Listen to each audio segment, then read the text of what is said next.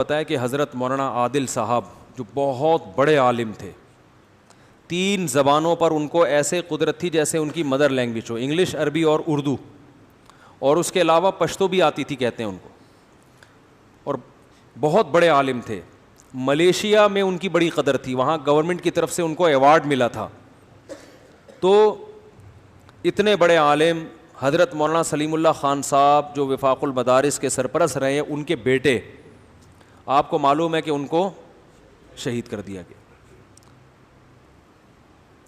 چند سال ہمارے سکون سے گزرے تھے کہ علماء کا قتل ملک میں رک گیا ہے، لیکن اب وہی سلسلہ دوبارہ شروع ہو گیا ہے۔ اتنے بڑے عالم، ایک مولانا صاحب آج بات کر رہے تھے کہ ملیشیا کی گورنمنٹ کہے گی کہ اس عالم کی ہم قدر کرتے تھے، حالانکہ یہ رہتے کہاں تھے؟ پاکستانی علماء کی نا، میں آپ کو بتاؤں یہاں کی گورنمنٹ کی نظر میں اتنی ویلیو نہیں ہے، اتنی تو میں احتیاطاً کہہ رہا ہوں بالکل بھی نہیں ہے، لیکن ان علماء کی قدر باہر ملکوں میں۔ حضرت مفتی تقی عثمانی صاحب کو دیکھ لیں تو اسی میں حضرت مولانا عادل صاحب بھی ہیں، ان کی باہر بہت قدر تھی کیونکہ لوگ ان کی قابلیت سے واقف تھے۔ ہمارے ہاں تو کسی کی قابلیت جانچنے کا سوائے چند شعبوں میں کوئی اس کے علاوہ کوئی معیار ہی نہیں ہے نا۔ جعلی ڈگریوں سے لوگ ڈاکٹر بن جاتے ہیں، پی ایچ ڈی ڈاکٹر، اور پتہ نہیں کیا کیا ہو جاتا ہے۔ تو جو صحیح علماء ہیں ان کو تو یہاں لوگ جانتے بھی نہیں ہیں۔ میں نے لوگوں سے پوچھا مولانا عادل صاحب عام پبلک جانتی بھی نہیں ہے، تو یہ تو یہاں پر یعنی حالت ہے۔ تو ان کو علماء جانتے ہیں کیونکہ ظاہر ہے بڑے عالم تھے تو ان کو علماء زیادہ جانیں گے۔ تو اللہ نے بہت علم سے، دین کا علم بھی اور دنیا کا علم بھی، اور بڑے بے باک عالم تھے، بہت حق پرست عالم تھے، زبان میں اللہ نے بڑی روانی دی تھی ان کو، اور اللہ پہ اعتماد، توکل، یہ ساری صفات۔ لیکن آپ دیکھیں کتنے آرام سے ان کو قتل کیا گیا ہے۔ تو اس سے ہمیں کیا سبق مل رہا ہے؟ پہلی بات، انہی حالات کی طرف دوبارہ ہمارا ملک جا رہا ہے جن حالات سے ہم نکلے تھے۔ تو اس میں ہمیں سمجھنا چاہیے کہ یہ کون کر رہا ہے یہ کام۔ اس کا بڑا مقصد ہے ملک پاکستان میں ابھی امن آیا ہے نا، تو دنیا نہیں چاہتی، جو اصل دہشت گرد ہے نا، بعض لوگ دہشت گرد ہیں لیکن میں نے بتایا تھا نا ابھی تھوڑی دیر پہلے، لیبل لگا کے برائی کو پروموٹ کیا جا رہا ہے۔ جو بڑا دہشت گرد ہوتا ہے وہ دوسروں پہ دہشت گردی کا لیبل لگا لگا کے انہی کو بدنام کر رہا ہوتا ہے۔ تو اس میں ہمیں سمجھنا چاہیے کہ کون ملک دشمن ہے جو ہمارے ملک میں یہ سازشیں کر رہا ہے، اور اس میں ہمیں جذبات سے مغلوب نہیں ہونا۔ ان کے چاہنے والے بہت ہیں، جذبات میں کوئی ایسا کام نہیں کرنا کہ اسلام دشمن قوتوں اور ملک دشمن قوتوں کو خلفشار پھیلانے کا اور زیادہ موقع مل جائے۔ میں اکثر کہتا ہوں نا، عامل لوگ جب آپ ان کے پاس جائیں گے نا، میری بیگم کی طبیعت خراب ہے، وہ کیا کہتے ہیں؟ تمہاری بیوی کی ساس نے یعنی تمہاری ماں نے جادو کرایا ہے، اور ساس کو بولیں گے تمہاری بہو خراب ہے، سوکنوں کو بولیں گے کہ تمہاری سوکن نے تم پہ جادو کرایا ہے۔ تو ان کا مقصد کیا ہوتا ہے؟ گھروں میں توڑ پیدا کرنا۔ تو کہیں ایسا نہ ہو کہ ان حالات میں اسلام دشمن قوتیں اور ملک دشمن قوتیں ہمارے جذبات سے کھیل کے کوئی ایسا کام ہم سے کروا دیں، کوئی ایسا بیان جاری کروا دیں جس سے حالات سدھرنے کے بجائے بگڑ جائیں۔ تو جذباتی تقریروں سے بھی بچنے کی ضرورت ہے کہ کوئی ایسی جذباتی تقریر نہ کی جائے جس سے آگ لگ جائے معاشرے میں، اور ایک دوسرے کے مذہب کا احترام۔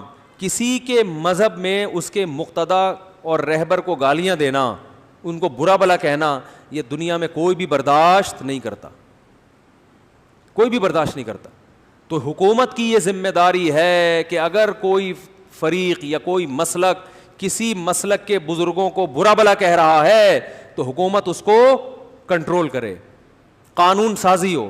صحابہ کرام کو برا بھلا کہنا یا کسی بھی مسلک کے لوگوں کو برا بھلا کہنا، اس کے بزرگوں کو برا بھلا کہنا جس سے دوسروں کے جذبات بھڑکتے ہیں، تو اس کے خلاف قانون سازی اگر گورنمنٹ کرتی ہے، اس کا مطلب گورنمنٹ ملک کے حالات کو سدھارنے میں مخلص ہے۔ اور اگر نہیں کرتی، آپ کو اجازت ہے کوئی بھی اٹھ کے یوٹیوب پہ کلپ بنا کے کسی کو بھی گالیاں دے دے، اس کا مطلب گورنمنٹ خود حالات خراب کرنا چاہتی ہے۔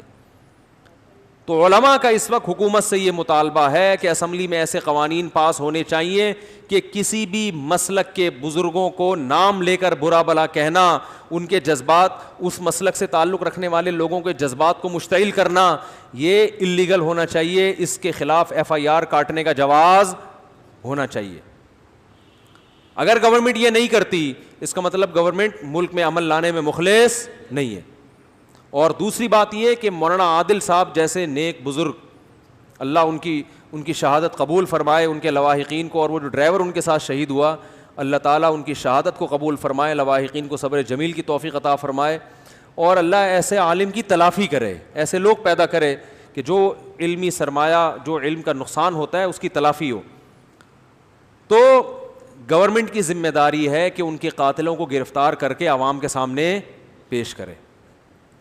ورنہ پھر کیا ہوتا ہے؟ آج ایک عالم سے بات ہو رہی تھی، انہوں نے بتایا کہ علماء تو کوشش کرتے ہیں کہ عوام مشتعل نہ ہو، لیکن جب ایسے واقعات ہوتے ہیں تو بہت سے لوگ علماء کی ہدایات کے باوجود وہ علماء کی بات نہیں مانتے. تو صرف اتنا کافی نہیں ہے کہ علماء اشتعال انگیزی والی تقریریں نہ کریں، یہ بھی ضروری ہے کہ جن چیزوں سے یہ اشتعال پھیلتا ہے، دیکھو قرآن نے کیا کہا ہے کہ اگر کوئی قاتل کسی کو قتل کرتا ہے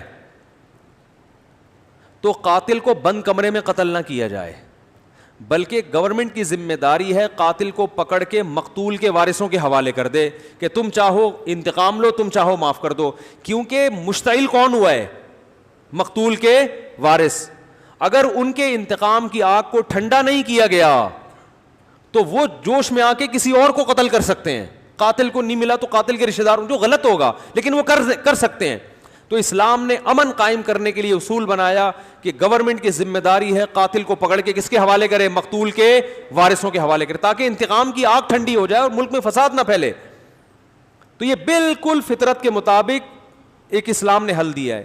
تو گورنمنٹ کی ذمہ داری ہے مولانا عادل اور جتنے بھی علماء اور جتنے بھی لوگ قتل ہوئے ہیں، جو بھی معصوم جانے گئی ہیں، چاہے ان کا تعلق کسی بھی مسلک سے ہو، ان کے قاتلوں کو گرفتار کر کے، کیونکہ یہ ملک کا سرمایہ تھے، یہ کسی خاص خاندان کا سرمایہ نہیں ہے.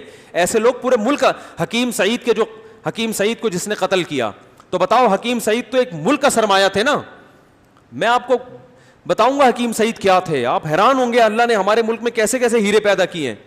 اتنے بڑے آدمی تھے وہ، کتنے آرام سے کوئی مار کے چلا گیا. ایسے ہیرے اگر دنیا کے پاس ہوتے، لوگ، حکومتیں ان کی حفاظت کرتی، لیکن ہمارے ہاں کارآمد لوگوں کی حفاظت کا کوئی انتظام نہیں ہے، کچھ بھی نہیں ہے.